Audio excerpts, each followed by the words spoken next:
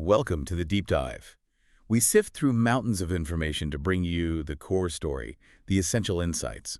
And today, we are diving deep into the world of Prince Rogers Nelson, just a singular phenomenon. Absolutely. An artist who spent 4 decades basically rewriting the rule book for pop music, for sexuality, and maybe most importantly, for how artists relate to the industry. That's the core of it, isn't it? That relationship with the corporations, the labels. It really is. Understanding Prince isn't just about the music, which is genius, obviously.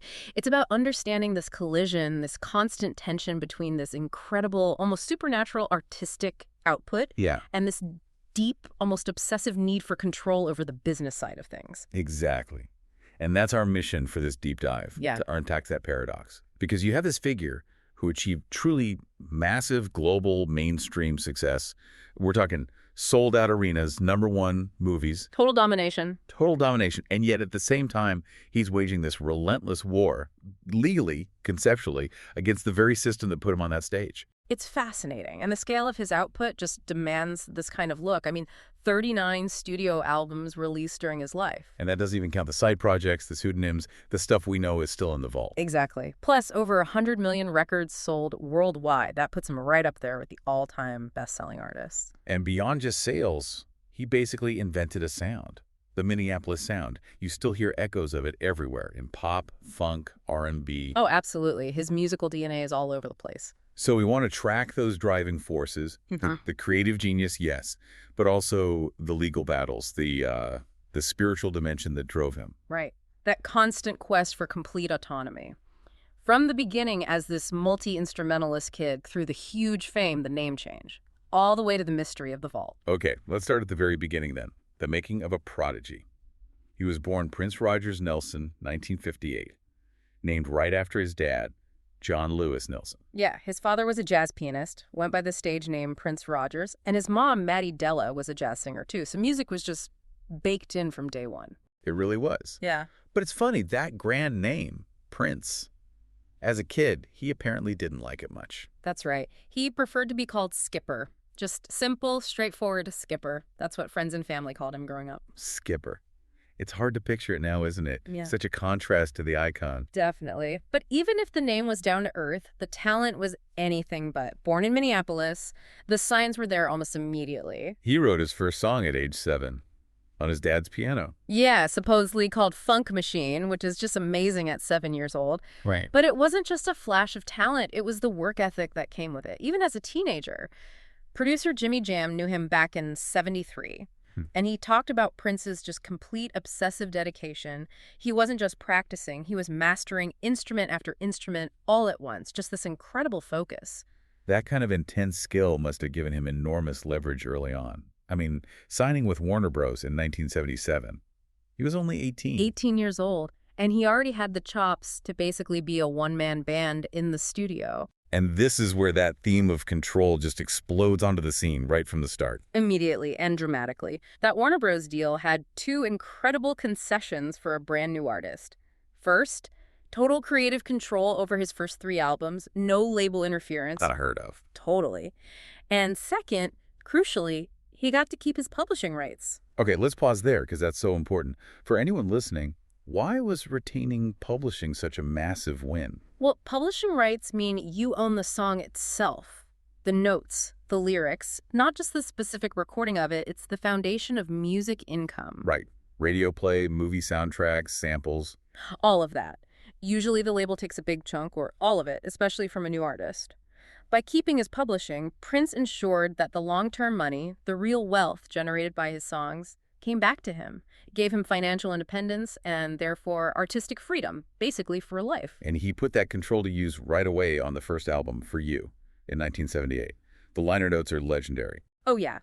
It basically says, written, produced, arranged, composed, and played by Prince. Lists 27 instruments. 27. The only tiny exception was co-written lyrics on one track, Soft and Wet. Everything else, all him. It was a statement, wasn't it? More than just showing off. Absolutely.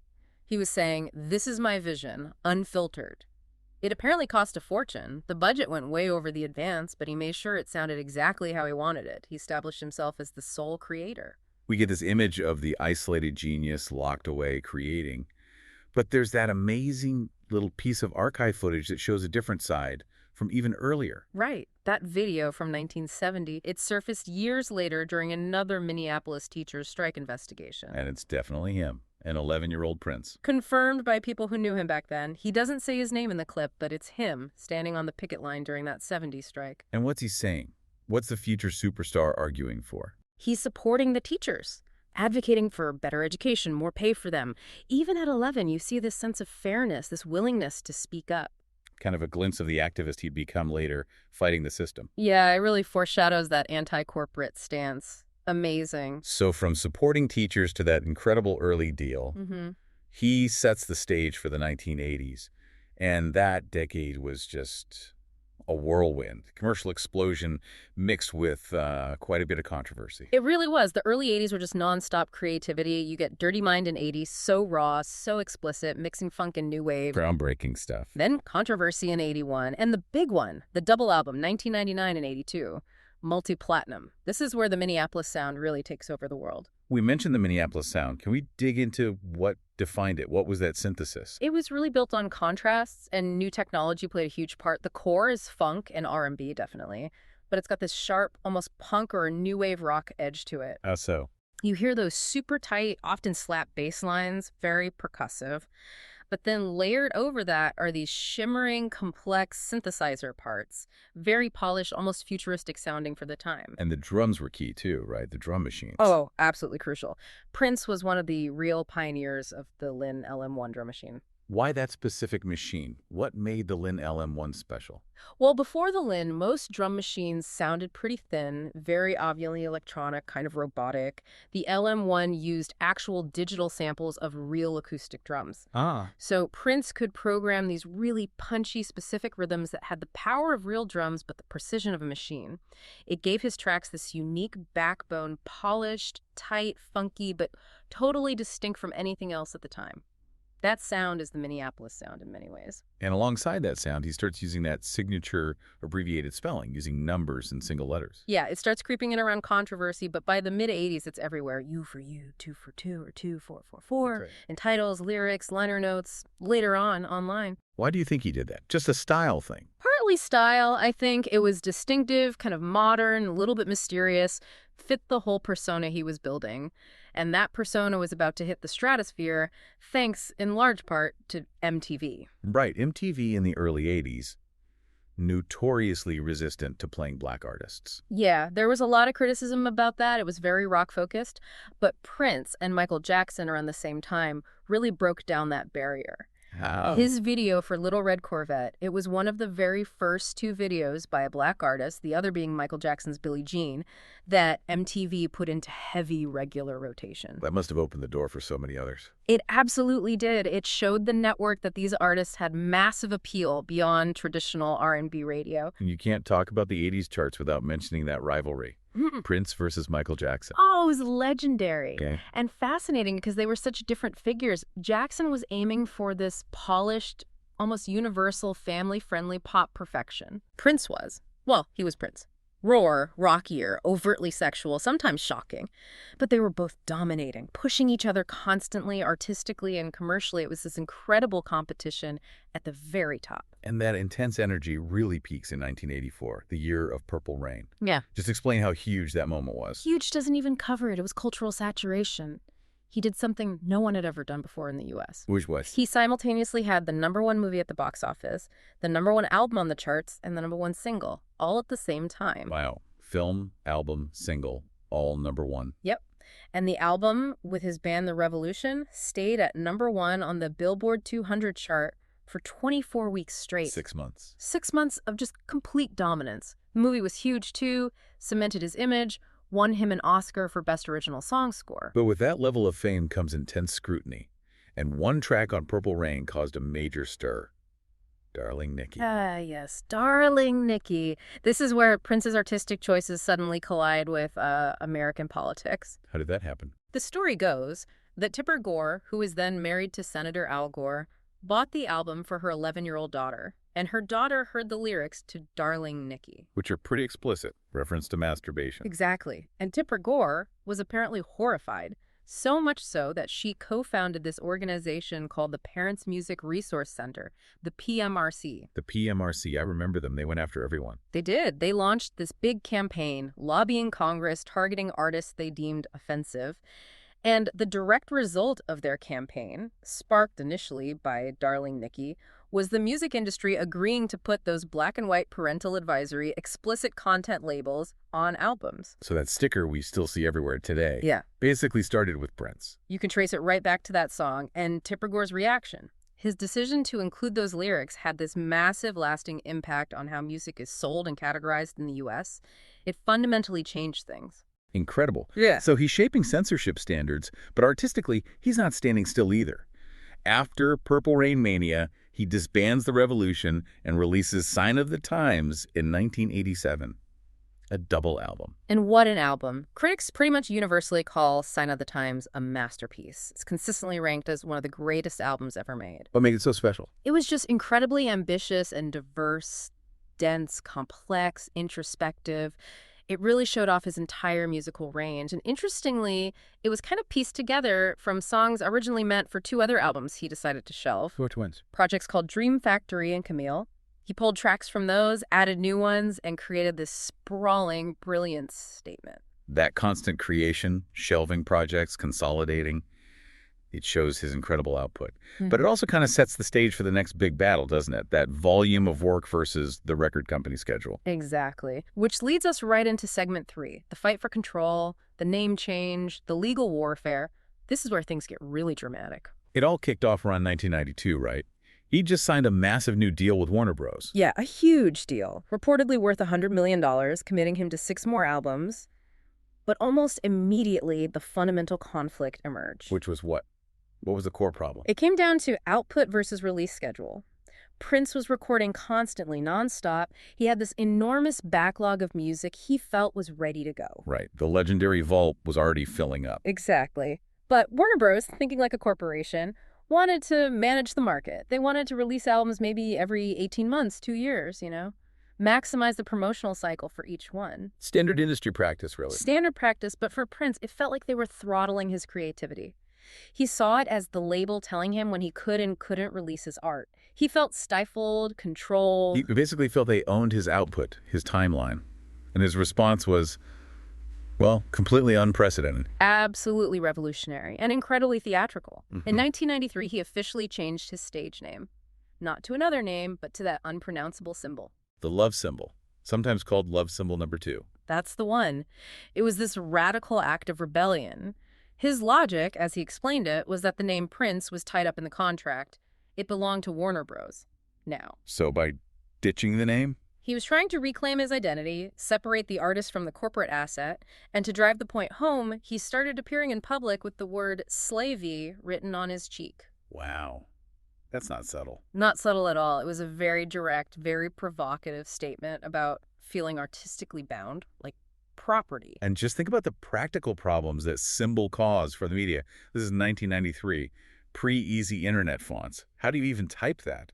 It was brilliant sabotage in a way. Print media literally couldn't write his name. Warner Bros. Actually had to mail out floppy disks. Floppy disks? Yes, with a custom font file on them, just so newspapers and magazines could print the symbol correctly. Imagine the hassle. It was performance art disrupting the corporate machine. It's such a perfect Prince move. Yeah. So since nobody could say the symbol, the media came up with a placeholder.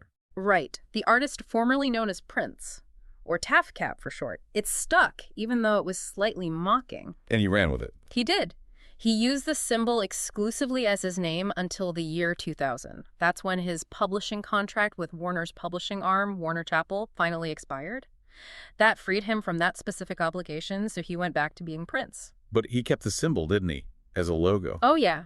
The symbol remained a key part of his branding, his identity, right up until the end. It represented that fight. That need for control, for separating things out. Yeah. It also showed up in how he used pseudonyms for other artists' work, right? Definitely. It's another fascinating layer. He frequently wrote and produced huge hits for other people, but credited them to different names. Like who? Give us some examples. Well, for the time, his protégés, he often used Jamie Starr or the Starr Company when he wrote Manic Monday for the Bangles. Huge hit. Massive hit. The credit went to Christopher. And for Sheena Easton's controversial hit Sugar Walls, he used Alexander Nevermind. Why do that? Why not take the credit? He was already famous. It seems to tie into this belief he had about creativity. He apparently felt that giving ideas away, letting them flourish under a different identity, actually strengthened his own creativity. It kept his Prince identity pure, maybe. Interesting. And it also let him be this kind of puppet master behind the Minneapolis scene, pulling strings without his name being everywhere. More control in a different way. That idea of the master architect. Yeah. Let's dive into that more in segment 4. His artistry, his legacy, the sheer influence of this polymath. Let's talk music first. His ability to blend genres was just extraordinary. It wasn't just mixing, it was true fusion. Funk, rock, R&B, pop, disco, psychedelia. He just smashed it all together. The LA Times called him our first post-everything pop star. That's a great description. He actively defied easy labels. Right. Race, genre, pop versus underground. He just refused to fit neatly into any box. And the musicianship itself was just off the charts. We talk about the songwriting, the image, but the technical skill. Phenomenal. His vocal range alone, from that deep baritone right up to the iconic falsetto, just incredible control. And the instruments. Oh man, the instruments, master of keys, bass, drums. But the guitar playing, sometimes I think people forget what an absolute monster he was on guitar. What made his guitar style so unique? It was that synthesis again. He had the fire and bluesy feel of Hendrix, absolutely, but he combined it with the super tight rhythmic precision of funk players like Jimmy Nolan from James Brown's band. So soaring solos, but also intricate rhythms. Exactly. He could go from this screaming rock solo to a clean, complex funk riff in the space of a measure. Just listen to his playing on Let's Go Crazy or Computer Blue or that legendary Beatles cover, While My Guitar Gently Weeps, at the Hall of Fame induction. Yeah. Pure virtuosity. He really defined a whole guitar sound for a generation. And then there was the image. It wasn't just clothes. It was part of the art itself. Mm-hmm. The flamboyance, the makeup, the androgyny. It was revolutionary, especially in the 80s. He presented this fluid, ambiguous sexuality that was incredibly powerful and made him this unique kind of sex symbol. Challenging norms. Totally. Critics pointed out how his refusal to fit into traditional gender boxes really spoke to modern ideas about identity, decades before those conversations became mainstream. He made ambiguity cool, powerful. And within that, he was also known as a real champion for women in the industry. That's a really important part of his legacy. Look at the incredible female musicians in his bands, like The Revolution with Wendy and Lisa. Look at the artists he mentored and produced, Sheila E., Rosie Gaines. They gave them prominent roles. Absolutely. Drummers, keyboard players, lead vocalists, roles often dominated by men in rock and funk bands. Slate magazine noted he worked with an astounding range of female stars and really empowered them. He didn't just feature women, he centered them. His peers certainly recognized his genius. He's always high up on those greatest artist lists. But the praise from Miles Davis, that's something else. Miles Davis. Not exactly someone who threw compliments around lightly, but he saw Prince as this incredible, almost otherworldly mix. What did he say? He described him as a blend of James Brown's funk, Jimi Hendrix's power, Marvin Gaye's soul, Sly Stone's innovation, Little Richard's energy, even Duke Ellington's complexity. Wow. And strangely, Charlie Chaplin's physical comedy. To get that kind of comparison for Miles, it just shows the sheer breadth of his talent. A true musical polymath. And his legacy even has his own official color now, right? Yeah, isn't that amazing? In 2017, Pantone the Color Authority people, they created a specific custom shade of purple, and they officially named it Love Symbol Number 2 in his honor. Linking the color forever with that symbol, that fight for control. Incredible. But a permanent mark on culture itself. Okay, that brings us towards the end, the final chapter. Let's talk about his later years, the complex relationship with technology, the activism, and of course, the vault. His stance on the internet is really fascinating because it was so contradictory. On one hand, he was a pioneer. How so? He won a Webby Lifetime Achievement Award in 2006 for his visionary use of the internet. Remember, he released Crystal Ball way back in '98, one of the first major albums sold directly online by an artist. He built his own NPG music club for direct fan distribution. He was way ahead of the curve. So why did he sour on it? Money. Control. Just weeks after getting that Webby Award, he shut down the NPG Music Club. And by 2010, he was famously declaring the internet was completely over. Why over? He clarified. Over for anyone who wants to get paid. He came to see the internet, especially platforms like YouTube and streaming services, as systems that just massively devalued music, forcing artists to give away their work for practically nothing. He felt it undermined the artist's worth. Deeply. And this led him to be incredibly aggressive about copyright enforcement online. Right. The most famous case is probably that Radiohead cover. His cover of Creep at Coachella in 2008. Yeah, it was by all accounts an amazing performance, but afterwards he demanded that all fan-shot videos of it be taken down from YouTube and everywhere else. Even though it wasn't his song. Exactly. He was incredibly strict about any unauthorized use of his performance. It got to the point where Radiohead themselves had to step in. What did Radiohead say? They basically said, hey, it's our song, let people hear it. They didn't have a problem with the fan videos. Wow. That really shows how absolute his desire for control was, even over a cover song performance. It perfectly illustrates that extreme need to manage exactly how his art was presented and consumed. No exceptions. That fierce need for control and privacy also extended to his charitable work, didn't it? A lot of it was secret. Yeah, much of his philanthropy only came out after he died. He did a lot of good, quietly. Like what? Any specific examples? Well, back in 2001, he heard that the historic Western Branch Library in Louisville, the first library for African Americans in the country, was facing closure due to budget cuts. He anonymously donated the funds needed to keep it open. No fanfare. None. Same year, he found out Clyde Stubblefield, the legendary drummer for James Brown. The funky drummer. That's him. Stubblefield was battling cancer and had huge medical bills. Prince just anonymously paid them all off. He didn't want the credit. He just wanted to help people he respected and causes he believed in. That's incredible. But in his final years, he did become more publicly outspoken, especially on social issues. He did. He became a vocal supporter of the Black Lives Matter movement. How did he show that support? He quietly gave money to Trayvon Martin's family. And then there was that moment at the 2015 Grammys. Before giving the Album of the Year award, he just looked out and said, albums like Books and Black Lives still matter. Powerful statement on a huge stage. Very direct, very impactful, and his activism continued. After Freddie Gray was killed in police custody in Baltimore, he quickly wrote and released the song Baltimore, and then he organized the Rally for Peace concert there, urging fans to wear gray in solidarity, using his art for social commentary right to the very end. Which, sadly, came far too soon, April 24th, 2016. Yeah. A tragic end. He died at Paisley Park, his home and studio complex in Minnesota, age 57. The cause was an accidental overdose of fentanyl. Which turned out to be in counterfeit pain pills, right? He didn't know he was taking it. That's what the investigation concluded. He was apparently dealing with severe chronic pain, and these pills, disguised as a weaker opioid, contained the incredibly potent fentanyl. Just a heartbreaking accident stemming from a hidden struggle. And because he died suddenly without a will, chaos ensued. Massive chaos. Legally, financially. With no will, his estate was thrown into uncertainty. There were reports of nearly 700 people coming forward claiming to be relatives, potential heirs. 700. Good grief. It took years to sort out, and one of the first things the court-appointed administrators had to do was deal with the legendary vault. They had to drill it open. They did. Bremer Trust, who had temporary control, had to physically drill open the vault door to actually see what was inside, to inventory this massive mythical collection of unreleased music, films, everything. The vault. It's almost the ultimate symbol of his life's work, isn't it? All that creativity, locked away, protected. Protected from the very corporate world he fought against. It's the physical embodiment of his drive for control, and then that final detail.